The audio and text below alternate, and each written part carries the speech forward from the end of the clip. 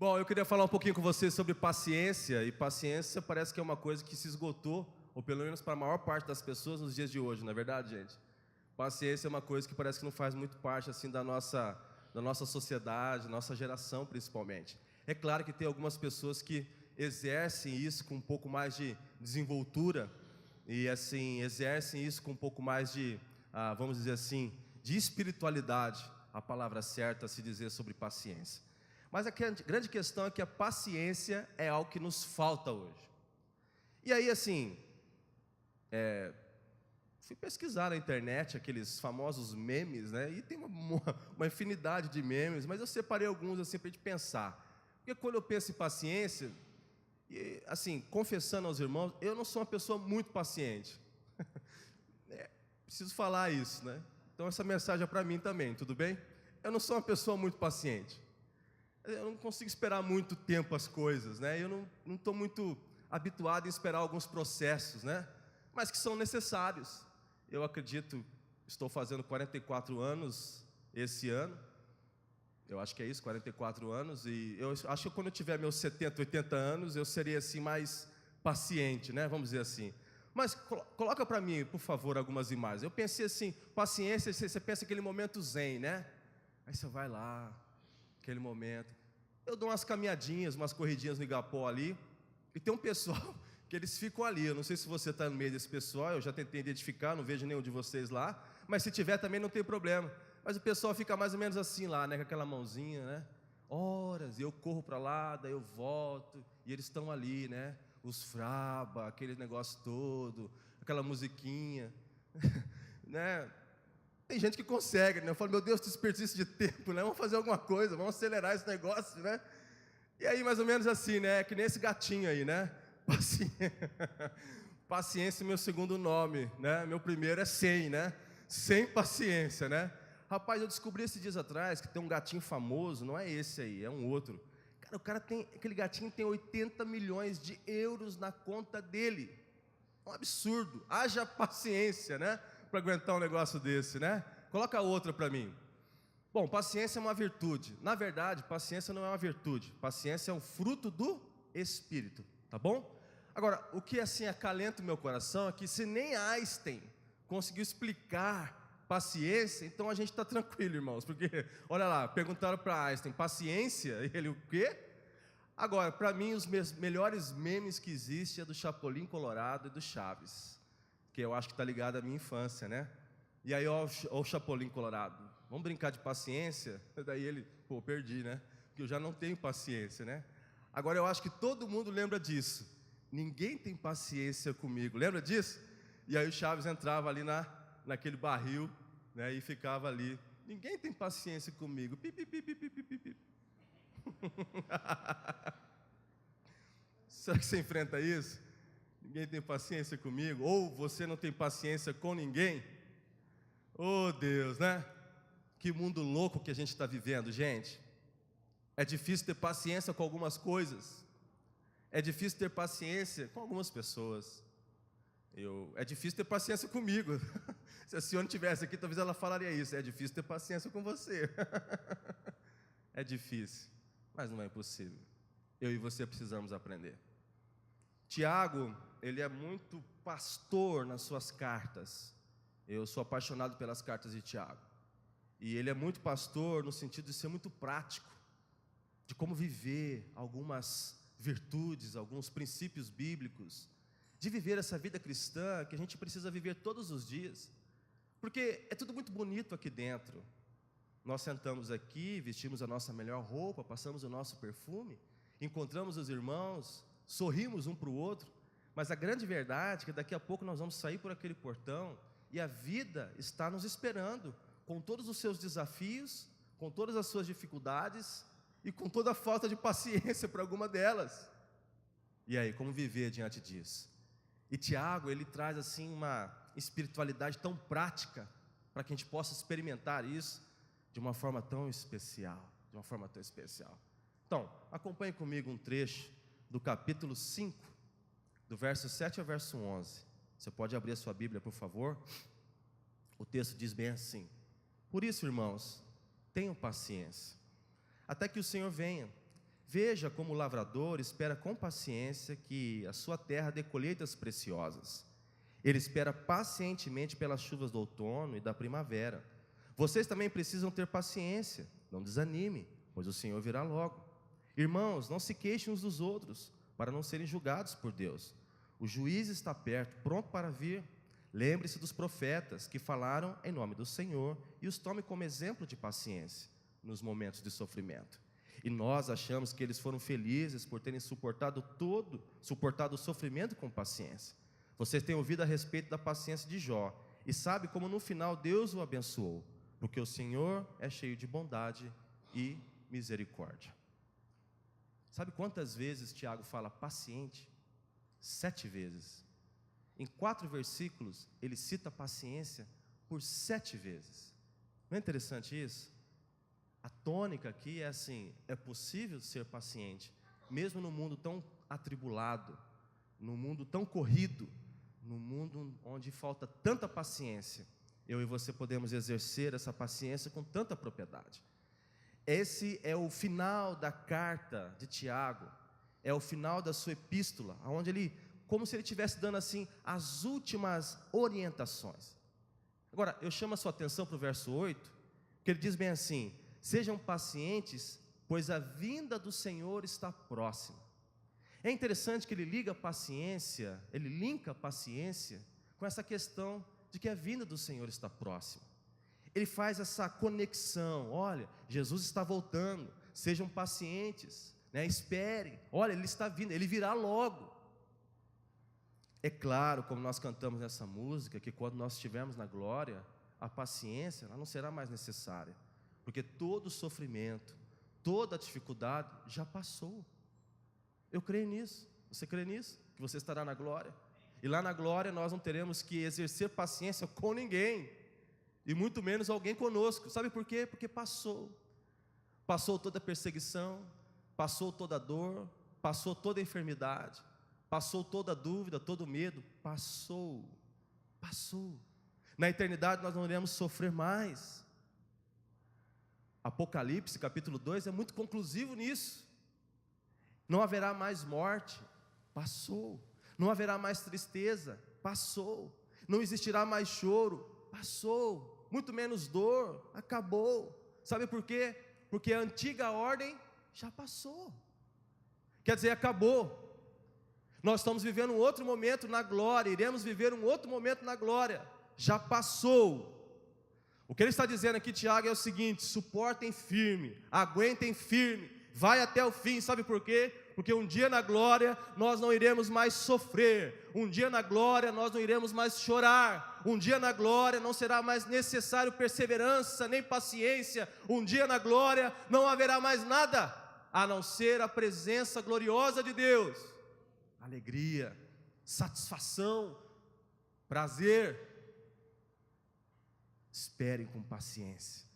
Sofrimentos não vão durar para a vida toda. Um dia Cristo irá voltar e os sofrimentos irão acabar. Agora é interessante, porque eu e você não podemos viver apenas na perspectiva de que o sofrimento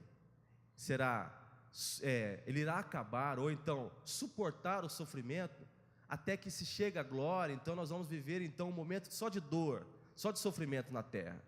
Não é isso que ele está dizendo. Ele não está dizendo que o sofrimento será suportável ou irá acabar apenas na glória. Não. O que Tiago está dizendo também, nessas simples afirmações que nós veremos à frente, é que é possível, em meio a tanto sofrimento, em meio a tanta dor, em meio a tantos problemas, de experimentar alívio nesse mundo tão atribulado. É possível. O sofrimento irá acabar definitivamente na glória, mas ele pode ser enfrentado e suportado de uma forma espiritual nesse momento que nós estamos vivendo. Eu e você temos que olhar com esperança nos dias que nós estamos vivendo hoje, na perspectiva que da forma certa, eu e você podemos enfrentar qualquer dificuldade que se abata sobre a nossa vida, sobre a nossa casa, sobre o nosso casamento, sobre os nossos filhos. Seria muito pequeno pensar num relacionamento com Deus, pensando que todo sofrimento, então, ele só terá fim quando estivermos lá. Não. Olha, se nós estamos pensando na vida aqui como um test drive, como uma preparação para a eternidade, então nós já estamos vivendo essa eternidade aqui. Então o que eu quero dizer a você, à luz do que Tiago está dizendo aqui, é que eu e você podemos enfrentar os problemas, sim, e viver de uma forma diferente, desde já, testando aquilo que um dia será eterno na glória com o nosso Pai, com o nosso Deus, com o nosso Salvador. Nós não precisamos carregar a dor, muito menos a angústia, muito menos a tristeza em nossos corações hoje. Sabe por quê? Porque eu e você, da forma certa, com paciência, podemos dar a volta por cima e viver dias diferentes, em momentos tão atribulados. Eu conheci uma mulher no ministério, me perdoe, eu não lembro o nome dela agora. Eu esqueci o nome dessa mulher, mas eu não esqueci o rosto e muito menos a nossa história. Ela veio visitar a sua filha, que frequentava a igreja do Jardim Veneza. Ela morava no Mato Grosso, ela veio para passar as festas de final de ano. Ela não tinha nada. Quando ela chegou em Londrina, ela começou a sentir um mal-estar no estômago.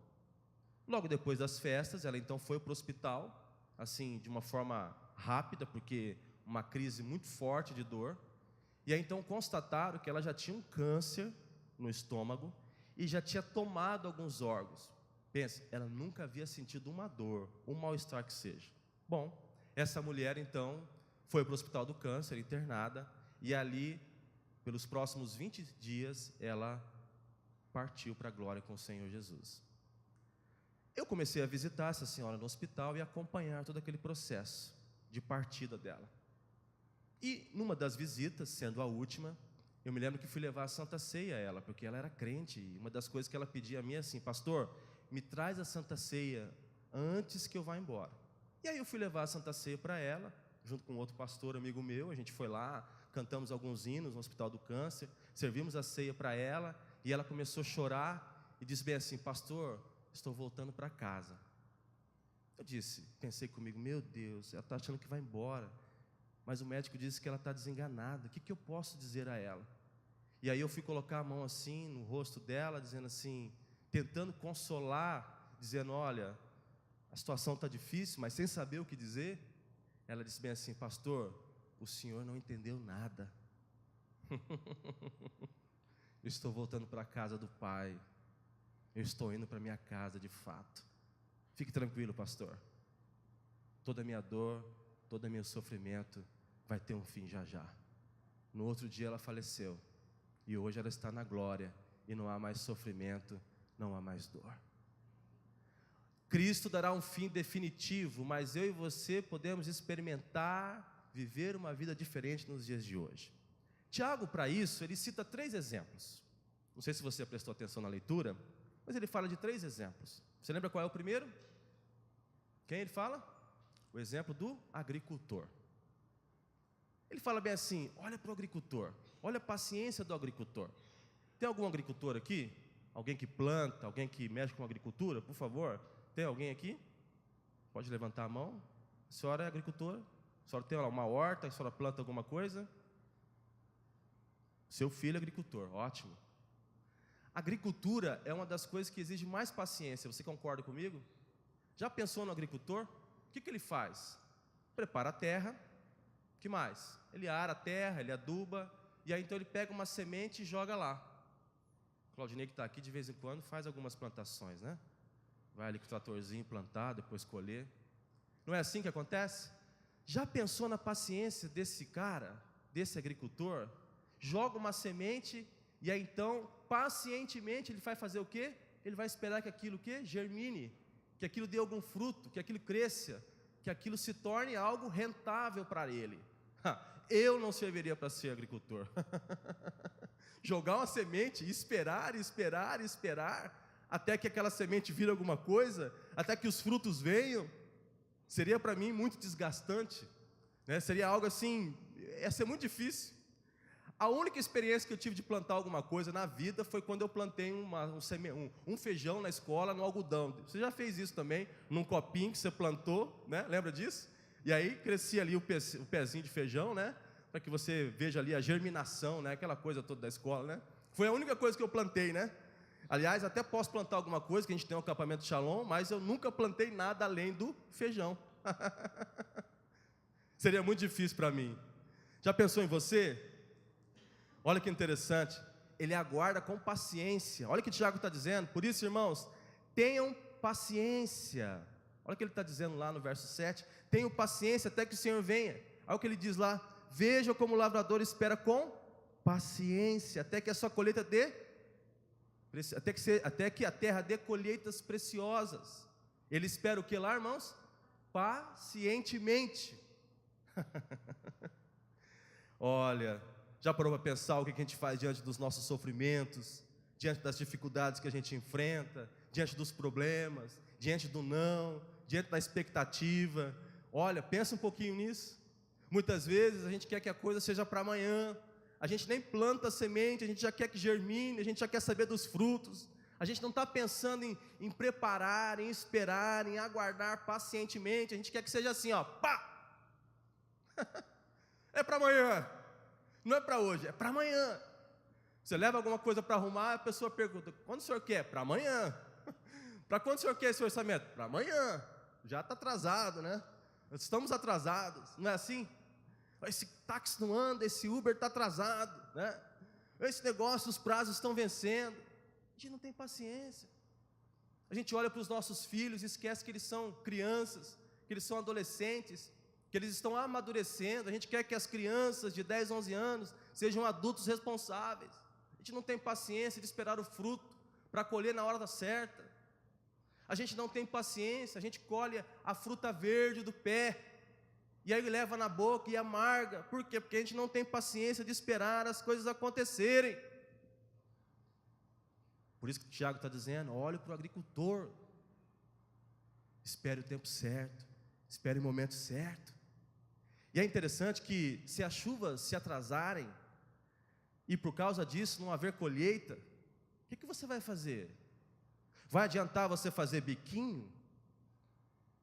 Vai adiantar você fazer birrinha? Vai adiantar você ficar batendo o pezinho? Vai adiantar você dar uns gritos? Adianta? Se a chuva não vier, vai adiantar alguma coisa? Você apressar, você cutucar, você brigar, você exigir? Adianta alguma coisa? Não. Esperar pacientemente é algo que vai nos ajudar a enfrentar os dilemas da vida. Você já escutou a história das duas rãs que caíram na tigela de leite? Alguém já escutou? Já escutou. Diz que duas rãs caíram numa tigela de leite, numa caneca de leite. Uma bem forte, e essa bem forte, então lutava constantemente, pulava, tentando escapar, fugindo da morte. Ela se mexia, muito elétrica, muito forte, tentando pular para fora da caneca, mas todo o seu esforço era em vão. A segunda rã era bem pequena, bem frágil, e já sabendo que a sua morte era certa, o que ela fez? Ela se colocou numa posição onde ela ficou boiando sobre o leite, para que ela pudesse viver um pouco mais, sabendo que a sua morte era certa. Então ela disse bem assim, não adianta eu ficar pulando, tentando escapar da caneca, eu vou morrer mesmo, então eu vou aguardar o meu momento. Passou a noite inteira, aquela rã maior, mais forte, pulava e se mexia. Quando amanheceu, aquela rã que tentou escapar, mais forte, cansou, morreu afogada.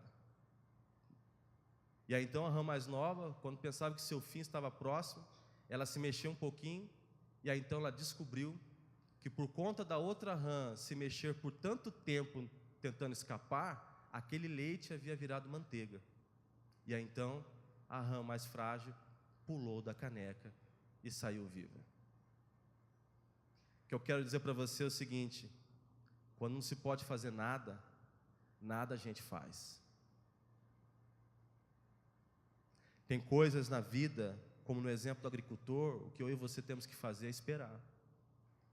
Esperar porque quem tem um controle sobre as chuvas é Deus. Esperar porque aquele que faz germinar a semente somente é Deus. Esperar porque aquele problema ou aquela situação somente Deus pode resolver. Não adianta ficar pulando, não adianta ficar esperneando, não adianta fazer biquinho. O salmista diz bem assim: eu esperarei com paciência no Senhor. E Ele se inclinou e ouviu a minha voz. Qual é o segundo exemplo que Tiago usa? Você lembra? Alguém lembra? Alô? Quem? O profeta. Os profetas. A paciência dos profetas. Puxa, os profetas, eles são os caras, vamos pensar. Se você conhece um pouco das Escrituras, você vai entender o que eu estou dizendo. Eles perseveraram, eles foram fiéis ao seu chamado, mesmo sofrendo.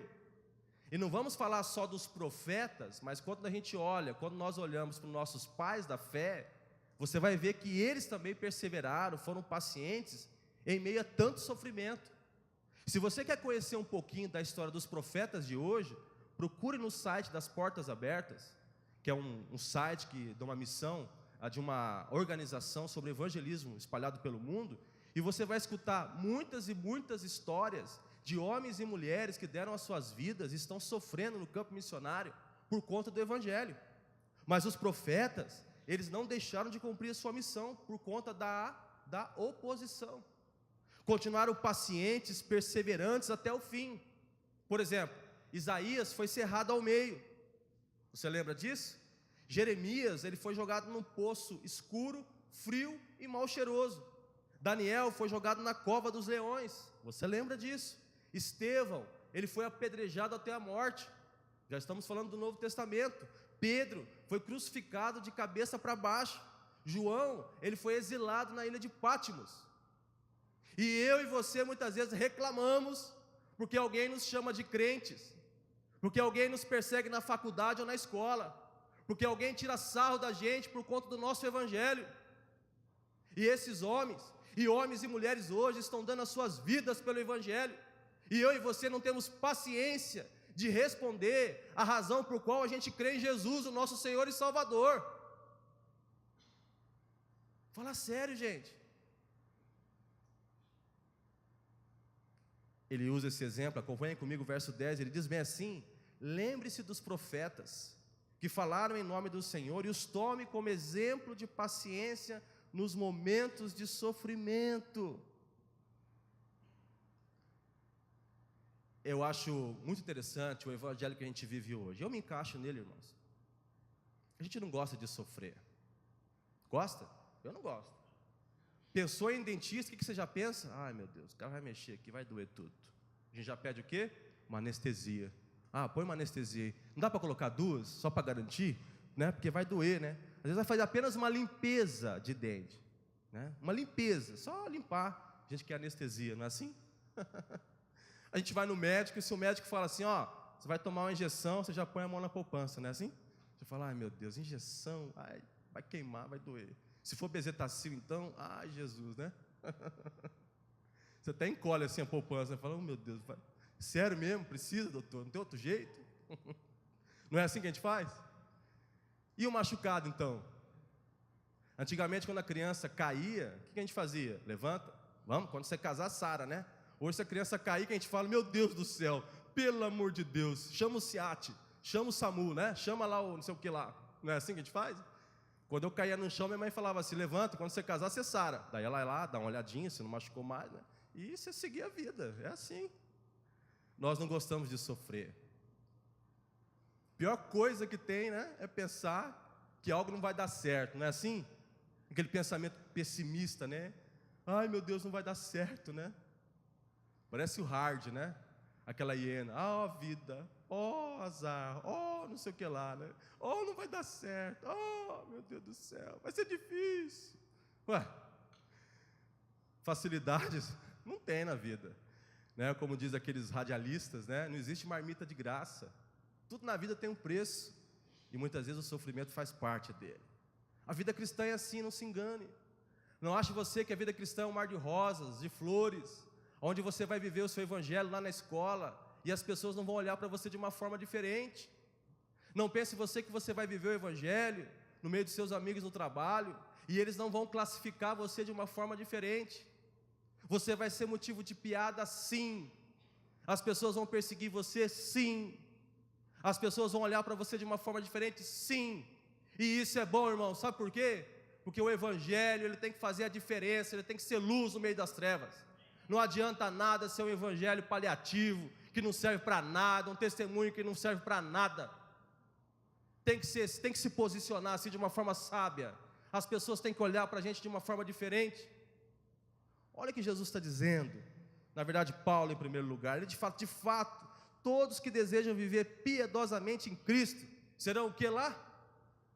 Perseguidos. Olha o que Jesus está dizendo em Mateus: bem-aventurado serão vocês quando por minha causa os insultarem, os perseguirem, levantarem qualquer tipo de calúnia contra vocês. E aí olha o que ele diz: alegre-se, regozijem-se, porque grande é a sua recompensa nos céus, pois da mesma forma que perseguiram os profetas que vieram antes de vocês. Quer dizer, por que você quer ser diferente? Eu me lembro de um rapaz que ele se converteu numa dessas nossas igrejas, e eu acompanhei a conversão dele. Na verdade, ele se converteu no Conexão com Deus. Ele não é aqui da Shalom, é de uma das nossas igrejas filhas.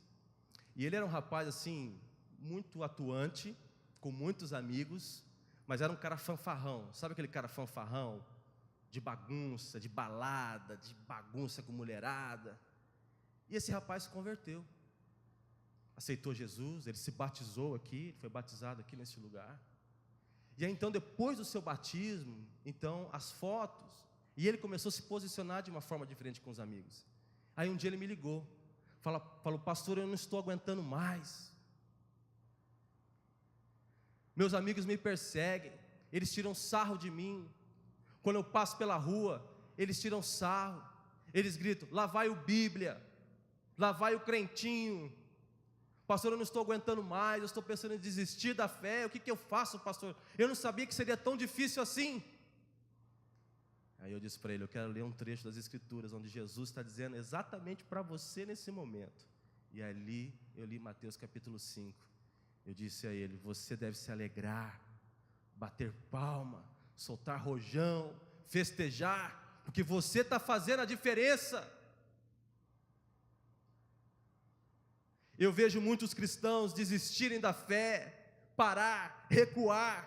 Sabe por quê? Porque não conseguem pacientemente perseverar até o fim, diante de tanta afronta, diante de tanta perseguição, diante de tanto sofrimento por conta da fé. Sim, irmãos, é difícil viver o cristianismo nos dias de hoje. Sim, é difícil, irmãos, mas não existe outra forma de viver a vida a não ser viver uma vida com Cristo, e você sabe do que eu estou dizendo. É melhor pagar um alto preço com Cristo do que ir para o inferno e viver uma vida de qualquer forma. Por isso Tiago está dizendo: se perseguirem você, lembre-se dos profetas, eles vieram antes de você e já pagaram um preço bem alto. Terceiro e último exemplo, ele fala de Jó. Bom, falar de paciência e não falar de Jó, não tem como, né, irmão? Jó é o cara da paciência, vamos dizer assim. Jó é o homem da paciência. Quando a gente pensa em paciência, paciência de Jó. A gente até usa esse termo muitas vezes: aquela pessoa, ela tem uma paciência de Jó. Quem me dera eu ter paciência de Jó. Na verdade, eu não quero ter a paciência de Jó, porque para Jó ter essa paciência dele, ele passou por umas coisas que eu não quero passar, não. Então deixa quieto, tá bom? Jó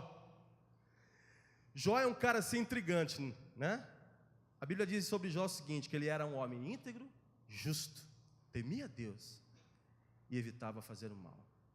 Pensa num cara diferente, pensa num homem diferente. Entretanto, isso não o livrou de ser atacado com permissão de Deus por Satanás. Você sabe da história. Ele perdeu toda a sua família, ele perdeu todos os seus bens. Satanás roubou tudo, inclusive a sua saúde. Deixou ele com lepra, deixou ele a ponto da morte. Bom, e para completar o quadro ainda, os amigos dele, que poderiam ter uma palavra de conforto, ainda chegam para Jó e dizem assim: ô cara, aonde você errou, malandro? Desculpe o malandro, irmãos. Aonde você errou? Jó não era malandro, né? Aonde você errou, meu caro? Você pisou na bola, isso aí tudo que você está passando é culpa sua. Que amigo é esse? É amigo da onça.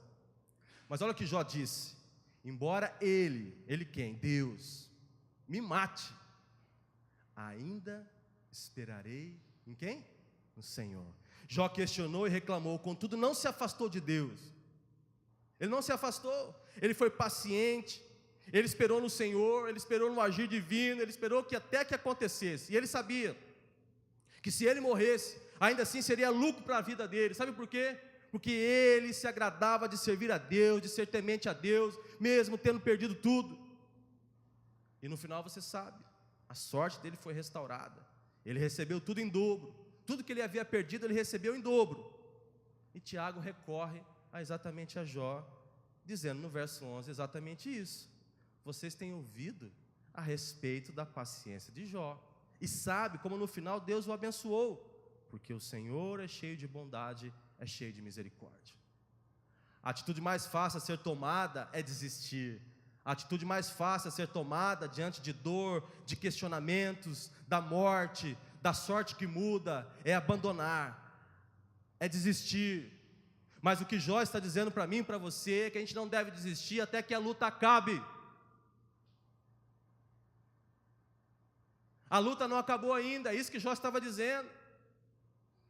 Eu ainda tenho fôlego para lutar, vou continuar lutando, eu ainda estou vivo, ainda existe um centelho da esperança dentro de mim, eu ainda aguardo no Senhor, eu esperarei nele mesmo que ele me mate. Quer dizer, eu não vou desistir, sabe por quê? Porque a luta ainda não acabou. Não acabou.